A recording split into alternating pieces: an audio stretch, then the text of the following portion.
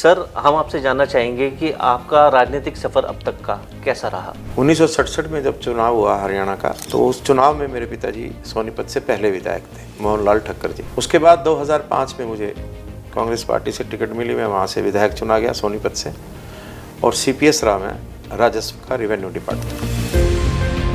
अच्छा अनिल जी, जब सोनीपत में आप विधायक रहे तब आपने सोनीपत के लिए बहुत कार्य किए जी। अपने क्षेत्र के लिए बहुत विकास कार्य किए जी। तो कोई एक ऐसा कार्य जो आपको लगता हो कि हाँ मेरी एक उपलब्धि है वो? हाँ जी, मैंने अपने कार्यकाल में इनको डबल रोड करवाया। कोई गली ऐसी नहीं छोड़ी जिसके अंदर मैंने काम ना किया हो।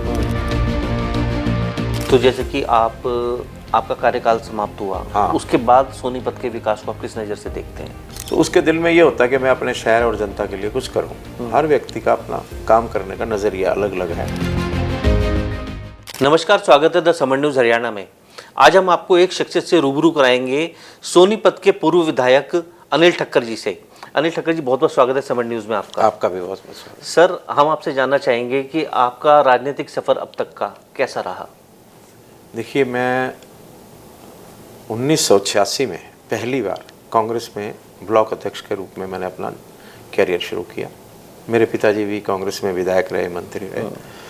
1967 में जब चुनाव हुआ हरियाणा का, 1966 में हरियाणा बना, पंजाब से अलग हुआ, तो उस चुनाव में मेरे पिताजी सोनीपत से पहले विधायक थे, मोहनलाल ठक्कर जी।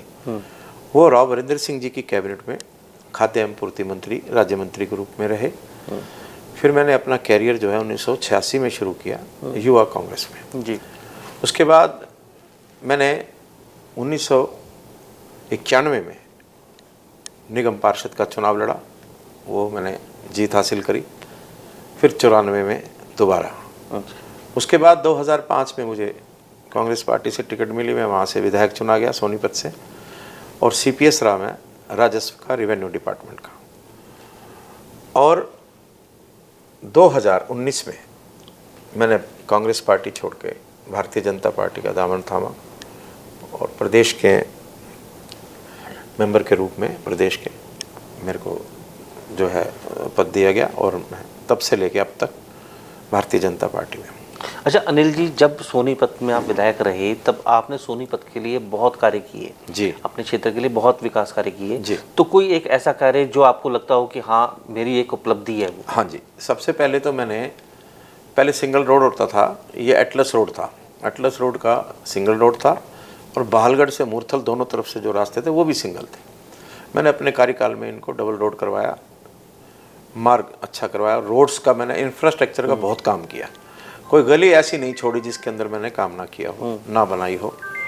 तो तब से लेके अब तक, उस टाइम में भी, क्योंकि चूँकि इस बात को 21-22 साल हो गए, इतना इंफ्रास्ट्रक्चर बनाना, क्योंकि उस टाइम मशीनी उपकरण ज़्यादा नहीं थे, लेकिन फिर भी जो मुझसे बन पाया, रोड्स का, पानी का, सीवरेज का, स्ट्रीट लाइट्स का, मैंने काम किया अपने शहर के अंदर। तो जब तक मैं CPS रहा तब तक सभी जितने भी सार्वजनिक जैसे थे, वहाँ पर पार्क थे, गार्डन थे, उनका भी नवीनीकरण कराया। तो जो मुझसे उस समय में बन पाया, मैंने उसमें ज़रूर जो है सहयोग दिया। तो जैसे कि आपका कार्यकाल समाप्त हुआ, हाँ। उसके बाद सोनीपत के विकास को आप किस नज़र से देखते हैं? देखिए, मैं ये कहता हूँ कि हर व्यक्ति जो किसी पद पे बन के जाता है, सरकार उसको बनाती है, पब्लिक बनाती है उसको, और वो पब्लिक का नुमाइंदा होता है। तो उसके दिल में ये होता है कि मैं अपने शहर और जनता के लिए कुछ करूं। हर व्यक्ति का अपना काम करने का नज़रिया अलग अलग है, दृष्टिकोण अलग अलग है, और प्रयास करता है कि मैं जो है अपने क्षेत्र का काम करूं। तो हर एक ने अपने तरीके से मेरे बाद काम किया, कई विधायक रहे उसके बाद। तो ऐसा जिसके ने कर सकता था वो किया उस शहर के लिए। तो जैसे कि सोनीपत के विकास की ही बात करते हैं, आज सोनीपत की जनता का सबसे बड़ा मुद्दा आपको क्या लगता है, जो लगता है कि हाँ तत्काल प्रभाव से ये मुद्दा हल हो जाना चाहिए? देखिए, सोनीपत की जनता का सबसे बड़ा मुद्दा ये है कि रोड्स का इंफ्रास्ट्रक्चर बड़ा खराब है। उसको बहुत मुरम्मत की ज़रूरत है, नई सड़कें बननी चाहिए, लाइट्स का समाधान होना चाहिए, पानी की भी समस्या है, कई समस्या, क्योंकि शहर की जो आबादी है वो 20-25 साल में कई गुना बढ़ गई। पानी की निकासी सबसे बड़ी समस्या है हमारे शहर के अंदर। जब भी बारिश आएगी तो 3-4 घंटे की अगर लगातार बारिश हो जाए तो शहर में निकलना दूभर हो जाता है। पानी की निकासी सबसे पहले चाहिए, उसके बाद रोड्स का इंफ्रास्ट्रक्चर चाहिए, फिर लाइट्स का चाहिए, और जिससे रोज़मर्रा की ज़िंदगी से जो रूबरू है हमारी जनता, वो काम पूरे होने चाहिए। वो बड़ा मुद्दा है, बहुत बड़ा मुद्दा है। तो अच्छा, जैसे आपने सत्ता और विपक्ष दोनों का दौर देखा है, तो इन जो आपके अनुभव में जनता की आवाज़ को सरकार तक पहुंचाने की सबसे बड़ी चुनौती क्या लगती है? देखिए, जो एमएलए होता है उसको इसीलिए चुना जाता है कि वो अपनी बात जो है सदन में पटल पे रखे, विधानसभा में, और उसको रखनी भी चाहिए। जो मुख्य समस्याएं हैं उनको रखनी चाहिए, विधायक को भी रखनी चाहिए, और सांसद को भी लोकसभा में अपनी शहर की, क्षेत्र की समस्या जरूर रखनी चाहिए। उसको चुना ही इसीलिए जाता है कि वो उसका समाधान करे, ये उसका फर्ज है। जी। तो सोनीपत में जैसे कहते हैं रोजगार की समस्या भी है, या फिर कोई शायद व्यापार को लेकर लोग बिजनेस करना चाहते हैं, उसमें भी कहीं ना कई तरह की समस्याएं आती हैं, और लोग अपनी शिकायतें लेकर भी आपके पास आते होंगे कि हमारी ये समस्याएं हैं। तो उन सबको अब आप किस नज़रिए से देखते हैं? देखिए, मैं प्रॉपर अगर सोनीपत की बात की जाए तो इतना जो चारों तरफ विकास हो रहा है ना इस समय, चाहे वो रोड्स का जाल बिछा दिया गया हो बीजेपी के द्वारा, और रोजगार की बात यह है कि इतनी बड़ी इंडस्ट्रीज, हैवी इंडस्ट्रीज हमारे यहाँ पे आ रही हैं। अभी कुछ ही दिनों पहले माननीय मुख्यमंत्री नायब सिंह सैनी जी ने घोषणा करी थी कि राई के अंदर एक विस्तृत जो रेडीमेड गारमेंट्स का है, वो एशिया की मंडी बनेगी वो, और सब्जी मंडी गन्नौर के अंदर बनी चुकी है, सब लोग जानते हैं इस बात को, और यहाँ से एक्सपोर्ट होएगा। इस तरह चारों तरफ से, खरखोदा इस टाइम सबसे बड़ा इंडस्ट्री एरिया है, क्योंकि वहाँ मारुति उद्योग है, रेल कोच की फैक्ट्री भी गन्नौर में है। तो ऐसे बात नहीं है। देखो, रोज़गार की समस्या तो चलती रहती है, क्योंकि बच्चे जब पास आउट होंगे किसी भी स्कूल से, किसी भी कॉलेज से या किसी इंस्टीट्यूट से, तो रोज़गार तो उनकी प्राथमिकता है देना। लेकिन सरकार सबको रोज़गार दे पाए, मुहैया करा पाए, ऐसा संभव नहीं है। तो कुछ लोगों को प्राइवेट भी दिया जाता है, कुछ लोग चयन किया जाता है, जैसे सरकार भी चयन करती है उनका। तो ये तो चलता रहे, सरकार के अंदर भी होता है, और इसमें कोई वो बड़ी बात नहीं है।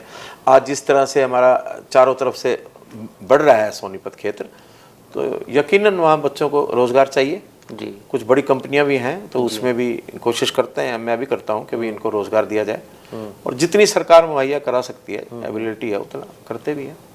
अच्छा ठक्कर जी, जैसे हरियाणा की राजनीति में कई आपने उतार चढ़ाव तो बहुत देखे हैं, दिए। तो पुराने विचारों की बात करें, पुरानी विचारधारा या जो सिद्धांत हैं, उनके सिद्धांत हैं, वो उनकी अहमियत बची है? देखिए, मैं आपको एक बात बताऊँ, व्यक्ति का भी जीवन में सिद्धांत होना चाहिए। जिस व्यक्ति का सिद्धांत नहीं है उसका जीवन मैं नहीं समझता ठीक है जी। हमारे बुजुर्गों ने, बड़ों ने, या एंसेस्टर्स ने जो भी हमारे को सिद्धांत दिए हैं, हमारे को उस पर चलना चाहिए हमारे को, क्योंकि वो अनुभव से दिए जाते। सिद्धांत हमेशा अनुभव से बना जाता है जी।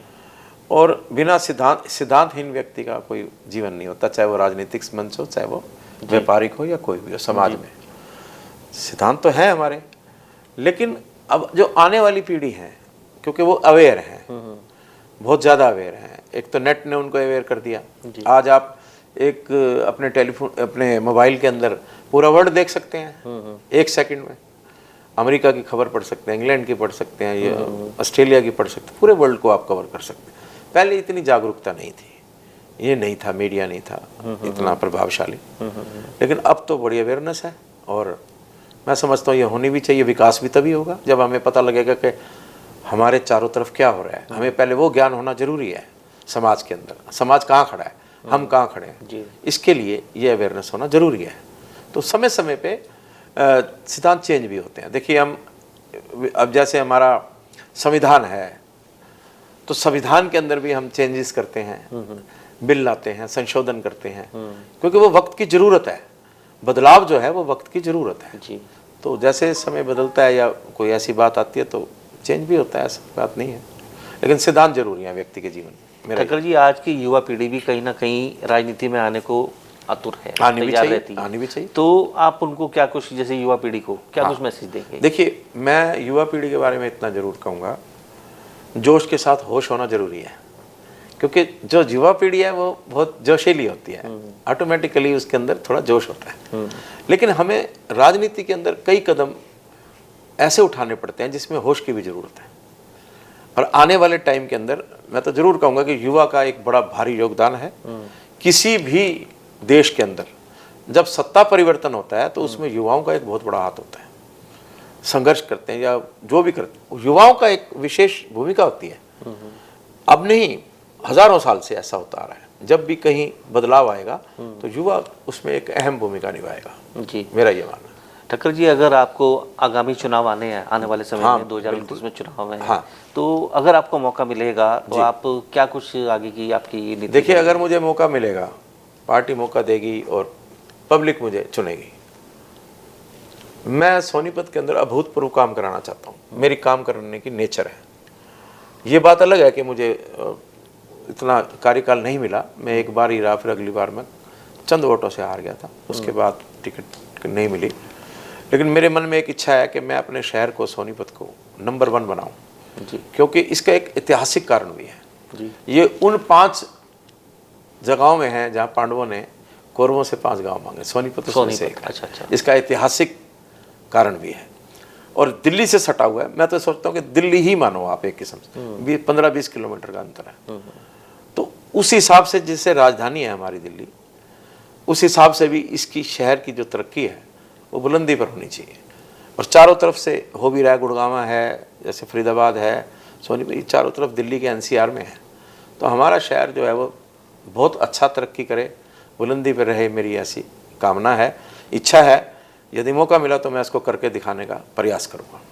आखिर में आप सोनीपत की जनता को क्या कुछ मैसेज देंगे हमारे? देखिए, सोनीपत की जनता बहुत सियानी जनता है, वो उसको कुछ कहने की ज़रूरत नहीं है।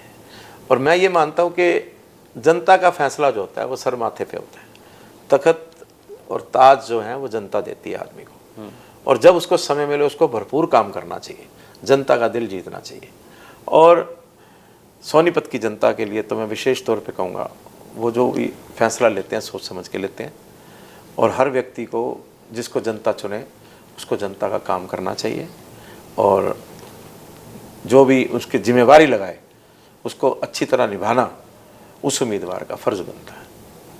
शुक्रिया खास बातचीत के लिए, धन्यवाद। तो अनिल ठक्कर जी से आइए, उन्होंने अपने विचार साझा करे, अपने राजनीतिक सफ़र के बारे में बताया, और आगामी चुनाव को लेके भी बताया कि जनता अगर चुनती है, मौका देती है, तो सोनीपत का विकास और बेहतर करेंगे। बने रहिए ऐसी खबरों के लिए द समर न्यूज़ हरियाणा के साथ।